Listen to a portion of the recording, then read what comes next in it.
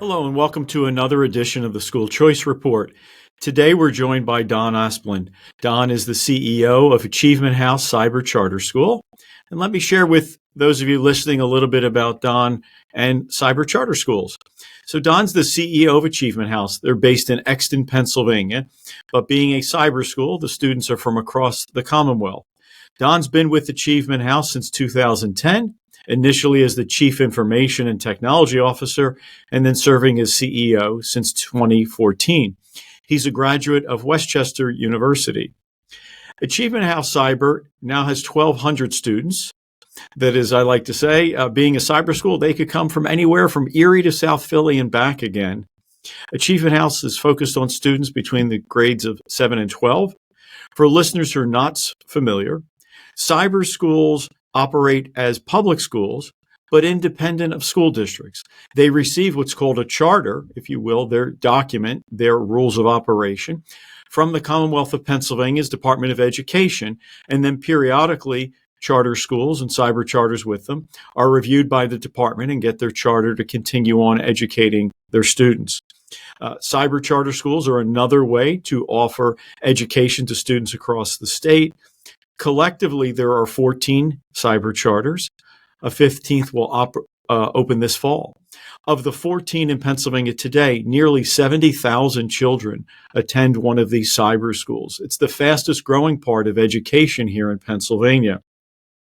With that, Don, we welcome you to the show, and I'd invite you to tell our audience a little bit about your school and the students that attend Achievement House. Thank you, Guy. Glad to be here and appreciate the opportunity. So I think there's a lot of misconceptions about what cyber charter schools are. Cyber schools aren't trying to be a replacement for anything.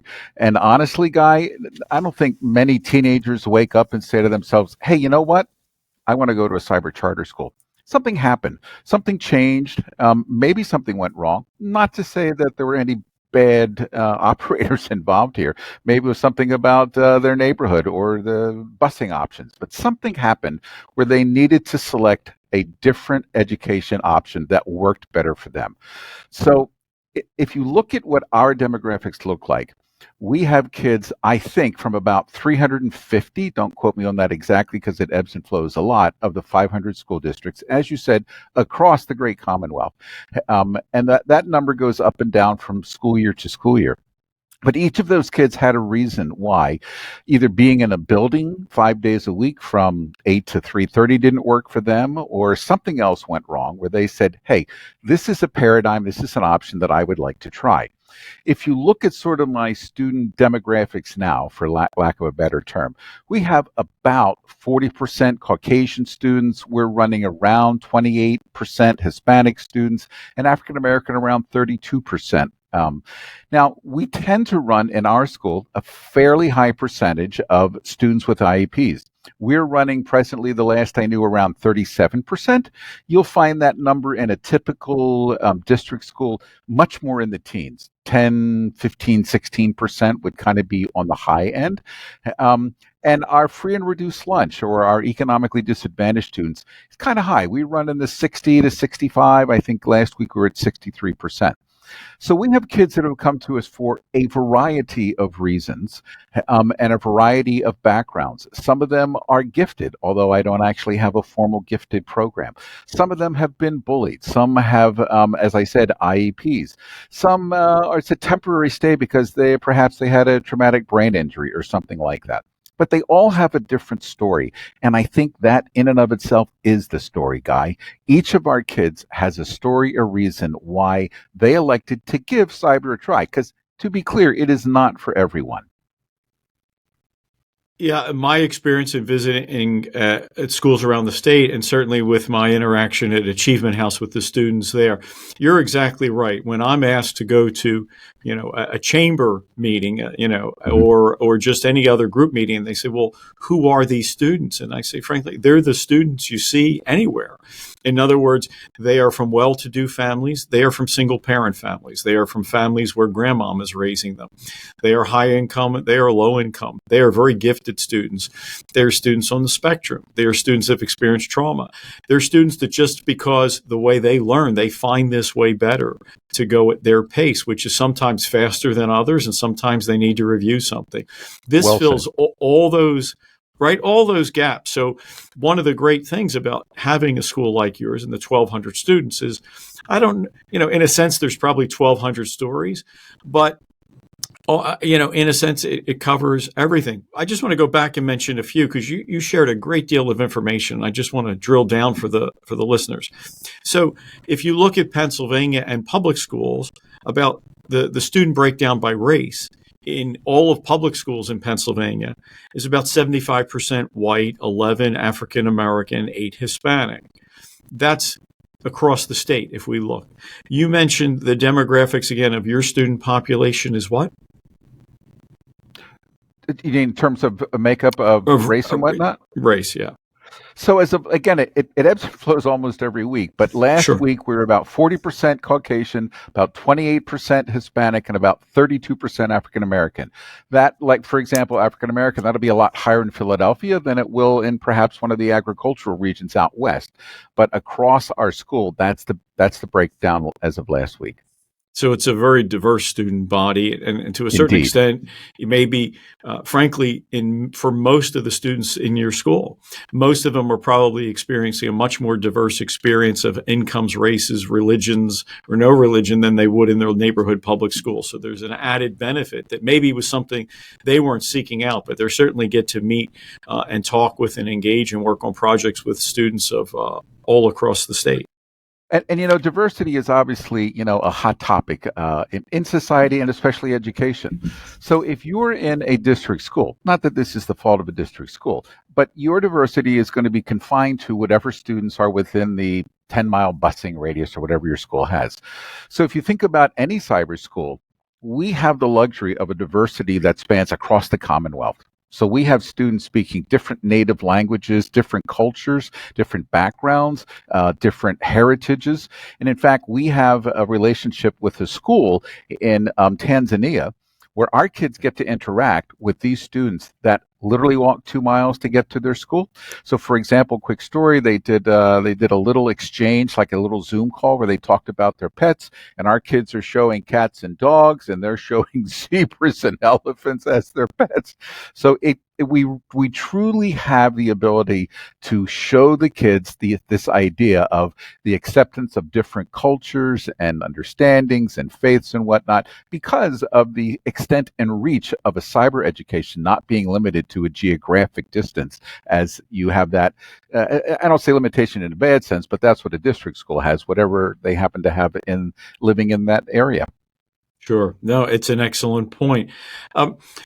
One of the group of students that you'll have at Achievement House are students for whom this is not their first school.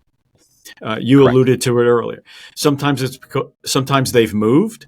Sometimes something has happened at home, or for whatever reason the school they've come from hasn't fit.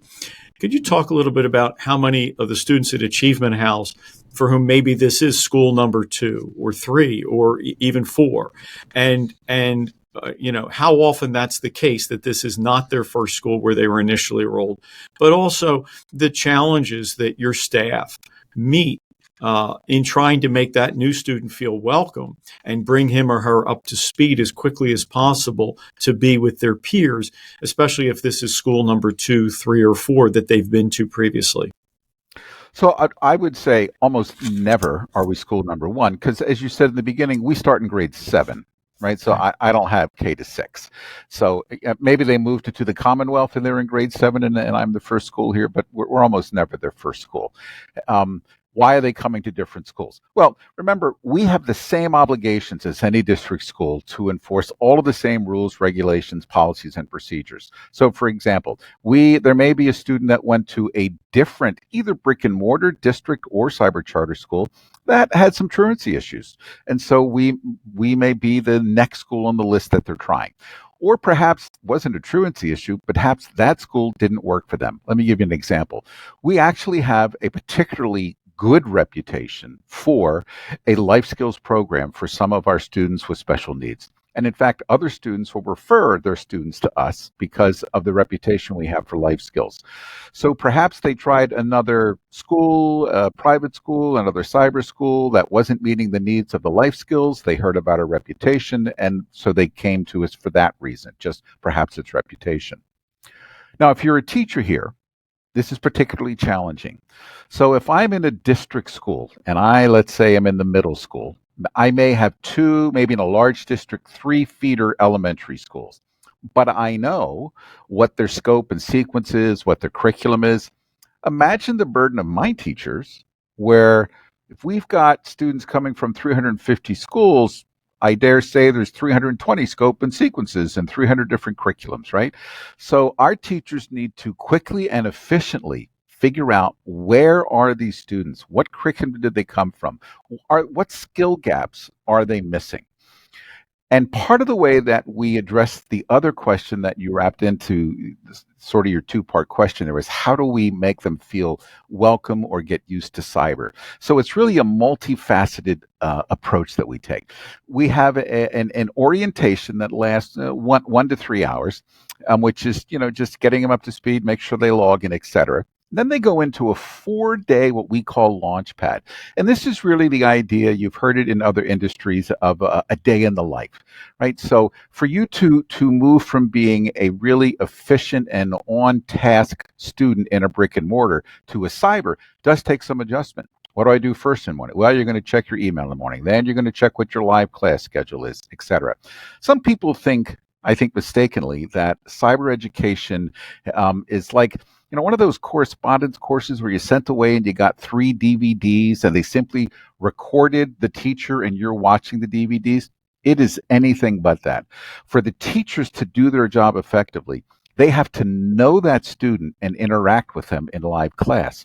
So we accomplish that in the very beginning by, in that launchpad class, they are digging to try and understand, what makes this child tick? What's important to them? What is their concept of self? Who are they? What do they want to do? And they're taking copious notes.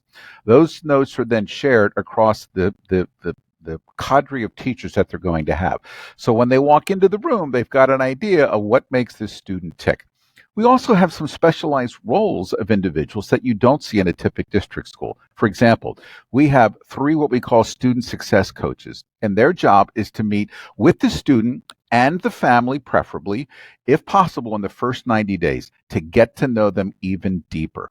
Where are they in their journey of what they want to do when they grow up and go out into the world? What have been their challenges in the past? Do they have any idea what they want to do when they, quote, grow up? Because I still don't know what I want to do when I grow up. But that's their primary role. They are then assigned a mentor. Think of a mentor as a big brother, big sister, someone that you can talk to about what might be going on in your life. Because honestly, are you going to share some of the things that might be holding you up with the person who's assigning you a grade? Might be a little anxiety there. But the mentors, there's nothing evaluative about what they do. And then, of course, there are the typical guidance counselors. So we have this sort of team, along with social workers, team of people that their whole job is to orient them to cyber life and to try and quickly find out what went wrong or what was different or what were they struggling with that made them say, I think I need a different education option. And I'll stop there and see if that answered your question. Oh, it did, and then some. And I think what's great, and I hope that our listeners hear it in your voice, is the passion you have to do that, and how excited, and how you've enmeshed yourself to understand the student's journey and make sure that all the needs are there. I think that the passion and the knowledge is a great balance. Many people, particularly, in Pennsylvania, many people became familiar with online learning in 2020 because it was something that happened everywhere. Every one of the 500 districts, every private school, every Catholic school, every Quaker school, all of a sudden it was go home. The teachers are going to learn how to teach online, and then we'll see you, was it in a week or 2 weeks or a month, and we'll be back. You and your colleagues across the state were already doing that. But there are Mhm. millions of students in Pennsylvania, but you and your colleagues were helping about 25,000. Suddenly, there were 40,000 and then 50 because parents were saying, well, what's best for my child, if my daughter or my son's going to learn online, with all due respect to the people in my school who are wonderful teachers, but this is not what they do. So we want to find people. Walk us through what it was like to be the CEO of a school and through the COVID era, as your enrollment is growing and your teachers and staff and all the people you talked about, the mentors, the life skills coaches, had to adapt to this growing population and a population who was going through the COVID experience and having to live their lives and have to buy their groceries and care. To be the CEO of any enterprise was a challenge in 2020, but to lead a school that was growing and new students showing up daily, what was that like? Would you explain that to the audience and how you were able to Sure. cope so successfully? Sure. And before I do that, I would hats off to all of the public school district teachers who, over the course of a summer, had to spin up something that honestly was impossible. We've done this. We know how to do it, and we couldn't spin it up in 3 months. Add the just because of the time, Sure. the amount of vendors you need to interact with, and the training and the setup and whatnot. Now, complicate that with the fact that every district in America wants those same vendors to spin them up over the summer, or nearly every district. So they were given a nearly impossible task. So just again, hats off to the teachers that bore down and gritted their teeth and just did the best that they can do. Um, for us, some cyber schools experienced what I would call unbridled growth. I mean, because parents wanted the best for their child, they said, "Hey, maybe we'll try one of these cyber schools. It's been doing it a while." I could easily argue that for the district school, the district could say, "We're new with cyber, you're right, but we know your kids, we know their history, we have the folklore, we have the stories." So for students that chose to stay there, good for them. But we certainly saw growth in our segment of people that wanted to try, hey, if it's not a correspondence course of just DVDs, because I will say, as the schools were trying to figure this out, some of them thought, well, we'll just start broadcasting 9 to 9:45 will be English and 9:50 to 10:30 will be. That is not, you can't expect a student to sit all day long in front of a computer and have effective education with a good result. It just doesn't work that way. Again, but they didn't know that, right? I mean, they just didn't know it. They were doing the very best that they could do. We were fortunate that because we are only grades 7 to 12, we saw growth. I think we're in the almost 600, I don't know, 575 the year before, and we shot up to like 950, 930, 950. But because we didn't offer K to 12, lots of families said, I'd like to keep all my kids in the same cyber school. So we had growth, but not the crazy growth. You're like, how can I train enough teachers that way? What were the challenges? Finding enough hardware, supply chain shortages, finding enough teachers, training them fast enough to get them up to speed. Because again, how you teach in a brick and mortar is extremely different of how you teach. And in fact, hats off to my teachers. I love to be in front of a group and sort of teach them because I love to read body language in their faces. How do you do that in a cyber environment? Not all the kids choose to have their cameras on. And even if they did, how can you be looking at all of those? And you can't read the body language. You can only see their face. It's a skill and an art that takes time. That was the challenge that I think every cyber school faced. But we really didn't skip a beat in terms of understanding what to do and how to. It was business as usual. If you recall, there was kind of this mandatory shutdown for 2 weeks. Well, my teachers were accustomed to working from home anyway. We didn't skip a beat there. But I'll tell you where we did struggle. By the second or third year, and I think you'll hear this all across America, students were isolated, students were confused, students were frozen. They didn't know whether they should get up in the morning or sleep in that day, much less what do they want to do with the rest of their life.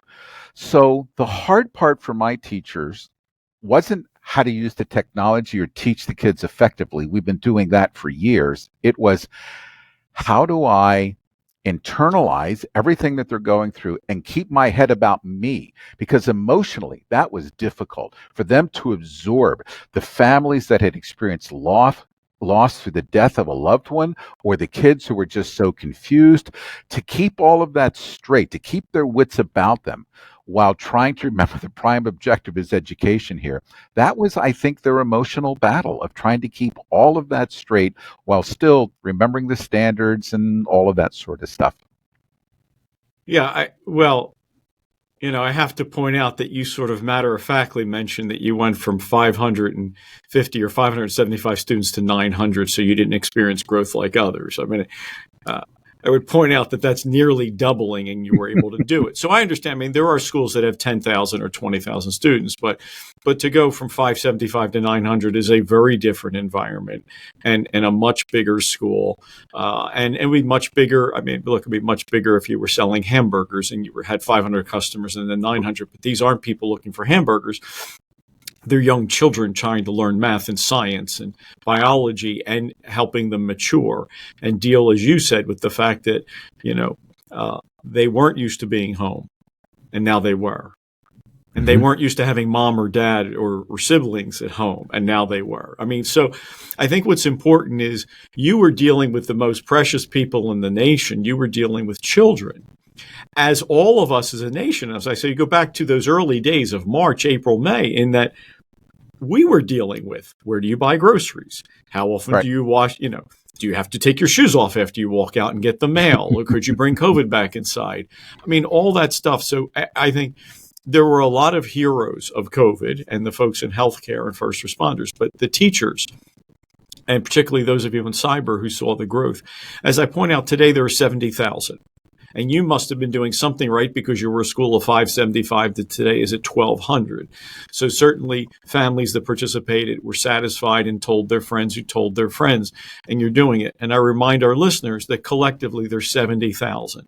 And what does that number mean? And I try to put it in context. There are 500 school districts in Pennsylvania. Philadelphia is the biggest. I mean, Philadelphia is the biggest for everything, right? It's the biggest city, it's the biggest county, it's the biggest school district. Put Philadelphia aside. The second biggest school district is Pittsburgh. Pittsburgh has 23,000 students. Let's go back. There are 70,000 children in cyber education. That's 3 Pittsburghs. This is an enormous group of Pennsylvania children from K to 12 whose parents and guardians have decided this is right. And it's all the more reason that we learn more about it and in my opinion, do things like this so that more people are aware and understand how precious it is and how important. Because to suggest that cybers were a fad or that cybers should go away, respectfully is to suggest that, Pittsburgh, Allentown, Reading, and Harrisburg school districts should disappear. So no one would suggest that, and they shouldn't for you.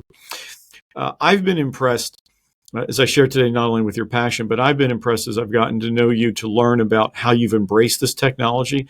This is not a bridge to get you from A to B. This is not an emergency situation. This is a school. This is a school, and this has a school that is built around technology. And you're on a constant quest to help the faculty learn, the children learn. How can you innovate technology, yet at the same time make it child specific so that every child? But share your vision of what the school would look like and what are the amazing changes in technology that are unraveling before our eyes. Talk a little bit about how you want to bring that to the school and how you think it'll help students learn better and, frankly, be better prepared for the world. These children are going to drop into the world and become in the workforce in 2025 and 2030 and 2035.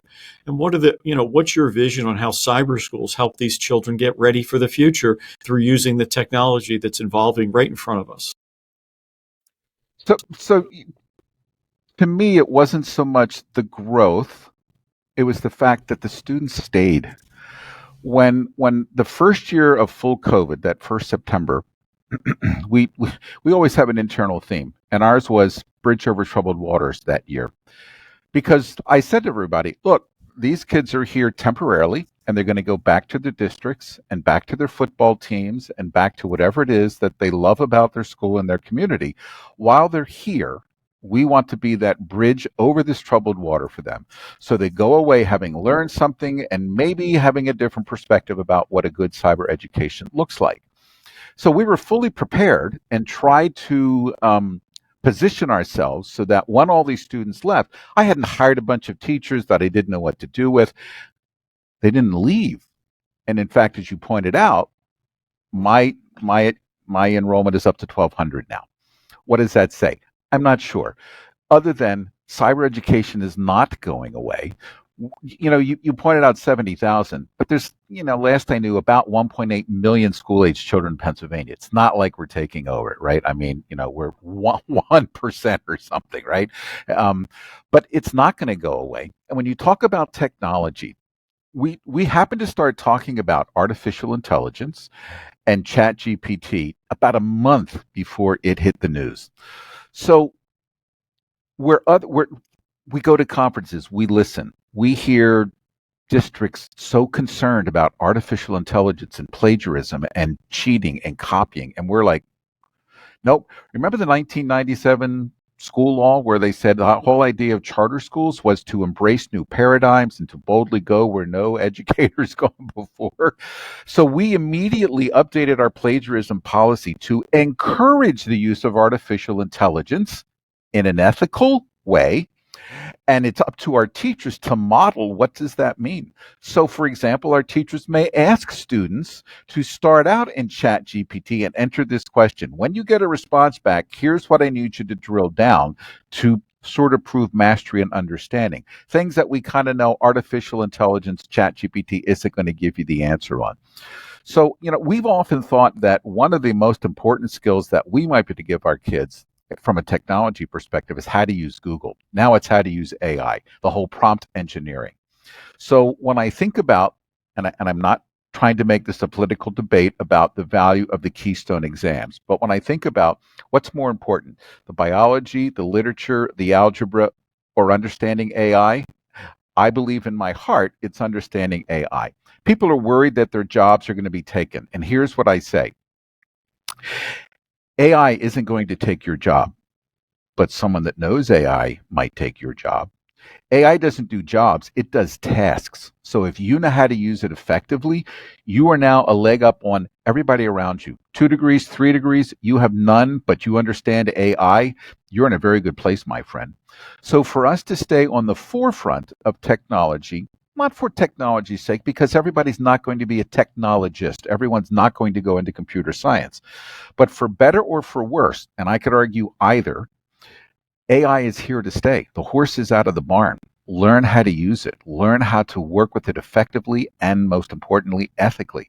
So I think that's where we can make a difference, because the mechanics of cyber education, online education, distance learning, whatever you want to call it, that's just standard blocking and tackling for us. We've been doing it for, well over a decade now. But helping the kids grasp, and their parents, by the way, what does this new technology mean for the world and jobs and careers? That's where I think we can shine. Don, thank you so very much. I think this has been a great insight to where cybers were, how they weathered COVID, and you've opened a window for us to see what the future looks like, which will be important to the students at Achievement House, but also to all of us who care about whether Pennsylvania's children are learning. Thanks for your willingness to talk to us, and most of all, thanks for your leadership as an educator and an innovator to be part of the answer to help prepare our children for the future.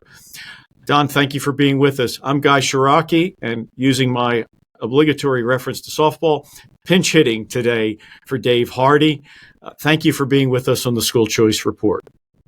And thanks to everyone at Commonwealth for all that you do for school choice.